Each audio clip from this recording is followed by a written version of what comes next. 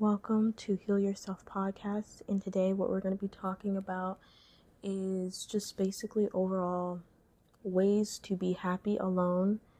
I'm kind of in that era where I just kind of feel like I'd rather be happy alone because of a lot of things that has happened in my life. And I just personally feel like, even if you have friends sometimes, like they, you know, they can they can be your company, but like at the same time, happiness is found within you, not through someone else. So even if you were friends with someone, they cannot validate how you feel because what you feel is what you feel. So, yeah. This might be a short episode, but yeah. So, yeah, I just want to say there are a couple ways you can be happy alone, and that's okay. It's okay to be happy alone because I don't understand why people make it to where it's like you can't be happy alone. They fear being alone. I guess because it means it looks weird, or if you've never been in a relationship, it looks weird. It's not weird. Everyone path is different. Everyone's journey is different, and that's something we all have to accept because the more we, you know, reject that, the more we will feel miserable. So it's very important to accept that, you know, knowing that it's okay to be alone. So there's a couple things I wrote down about how to be happy alone. The first one, even my therapist told me this, is to avoid comparing yourself to other people.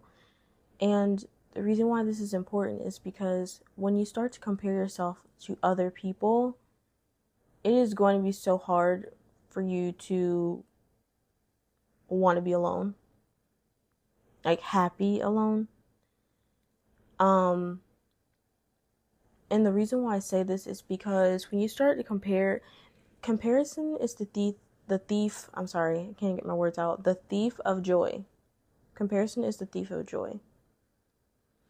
So when you start to compare yourself to other people's lives, you're so focused on them, you're not focused on yourself. That's why it's important to stop comparing yourself to other people. Because now you're so focused on what someone else is doing. You're so focused on what someone else got going on. Why not be, if you want to be happy alone, why not focus on yourself? Why not focus on the things that makes you happy?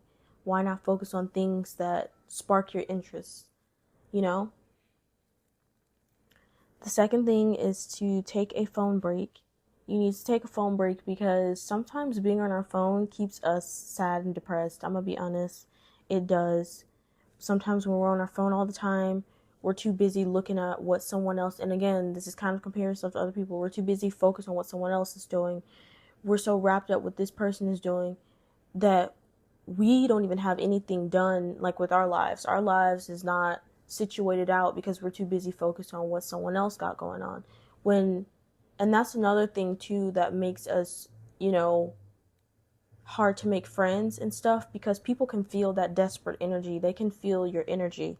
So if you're always so wrapped up around what other people are doing and you don't even have yourself situated and you're just too busy like, like kind of very obsessive to make friends and stuff, I think the best thing to do is focus on yourself because that that desperate energy is not going to take you nowhere to making friends if you're always, wrapped up with that. I think the best thing to do is if you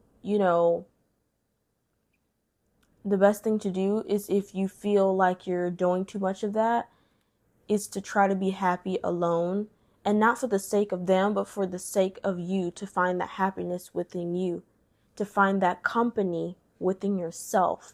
Do you get what I'm saying? To find that validation within yourself. Like find things that spark your interest. Do things like that. Things that make you enjoy having your own company. So things like that is what can really help you want to be happy alone. And like I said before, there's nothing wrong with being happy alone. There's actually, I've seen a story about an old woman who actually said that she's the happiest when she's with herself. And she said the reason why is because she always knows how to enjoy her own company. She always knows how to do that. And if you know ways to make yourself, you know, happy, if you know ways to find things to interest you, to keep you company within yourself, then you don't have to worry about needing company from others. So that's one, ways that you can have sorry, I'm trying to get my words out and it's so hard. Because I got a lot on my mind right now and I just drank some coffee, so yeah. But there are some ways that, you know, to keep you happy alone. And another one is to spend time with nature, because if you don't go outside and take some time and observe things around you,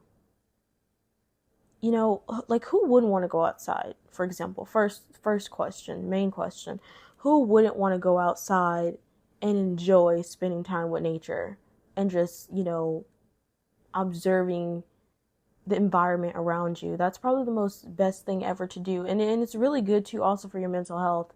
My therapist tells me to do it all the time. When I'm sad or when I feel like life is a lot, she'll tell me just try to go outside, take a walk or do something. Like, it's the best thing ever. Like, just take a moment and just feel that fresh breath that's like breeze on your body.